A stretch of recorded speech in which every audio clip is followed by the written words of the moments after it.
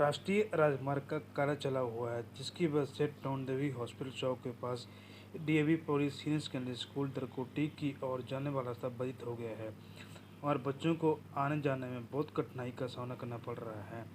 बच्चों को साथ साथ भी इस दुर्घटना को देखने को मिल रहा है, क्योंकि जिस रास्ते से अभी आ रहे हैं वह बच्चों को चलने के लिए ठीक नहीं है। रास्ता जोखिम भरा है, लेकिन ये मजबूरी है। स्कूल के प्रधानाचार्य महेंद्र सिंह डोगरा ने इसमें कहा कि उपयुक्त व राष्ट्रीय राजमार्ग के अधिकारियों को इस बारे में कई बार अवगत करा चुके हैं, लेकिन समस्या का निपटारे का अलावा पूर्ण आश्वासन नहीं मिला है। स्थानीय लोग चाहते हैं कि मार्ग को फिर से पहले की तरह आने जाने का योग्य बनाया जाए।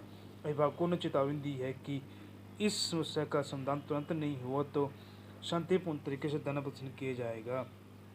यदि ऐसा हुआ तो आगमन के संतानों को प्रभाव पड़ेगा, वो अन्य लोगों को असुविधा का सामना भी करना पड़ेगा।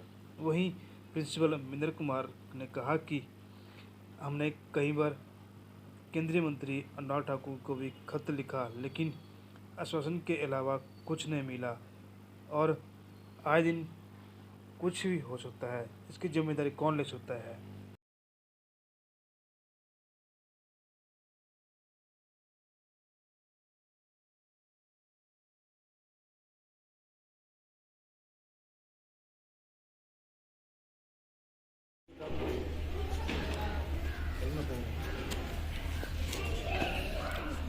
मैं तो लोग का मोना भी तेरे समस्या से आ ही नहीं करते। चले नहीं तो जाना कोशिश करना कोई नहीं जाके तो याद इकट्ठे ना निकालना कोई नहीं।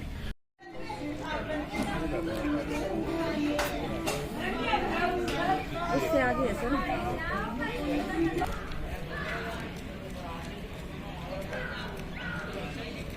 महेंद्र सिंह डोगरा है पर हमारे इस पाठशाला के लिए, जिसका नाम DAV public senior secondary school Darkoti है और ये सिविल हॉस्पिटल चौक के राइट साइड में पड़ता है, लगभग मुख्य सड़क से 100 मीटर।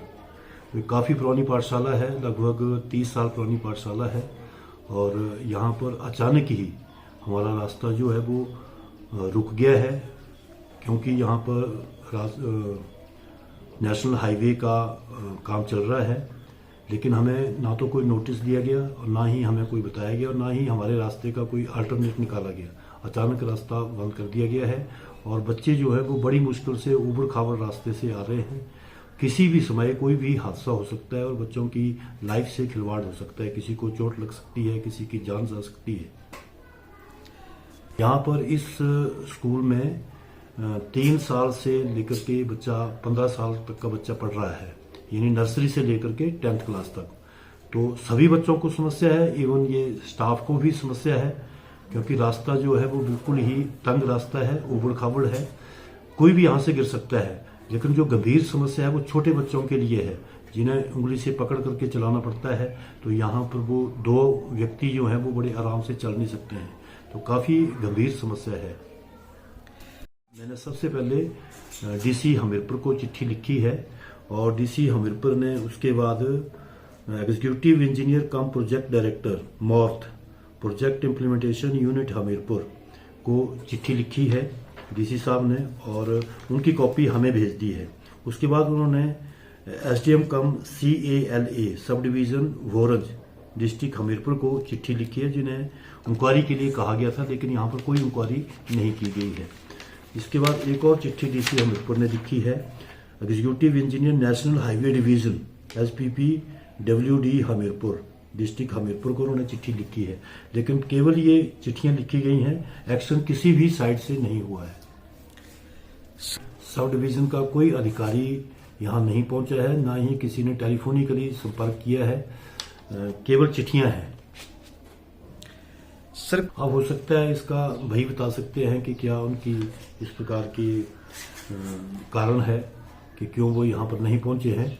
लेकिन मैंने डीसी साहब को फिर उसके बाद 2 रिमाइंडर भेज दिए हैं कि आपने जो चिट्ठियां भेजी हैं उसका कोई भी एक्शन नहीं हुआ है और ना ही कोई संतोषजनक आश्वासन हमें मिला है।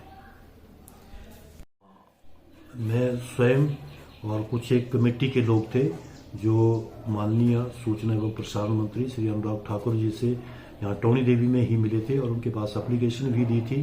तो उन्होंने बोल करके ये आश्वासन दिया था कि आपका ये काम हो जाएगा, लेकिन अभी तक इसका भी हमें कोई ऐसा संतोषजनक कहीं से कोई आश्वासन नहीं आया है कि आपका जो काम है रास्ते का वो हो जाएगा। तो मैं इसकी भी अभी तक पूरी तरह से उम्मीद नहीं कर रहा हूं, लेकिन उन्होंने बोल करके जरूर कहा है कि आपका काम हो जाएगा।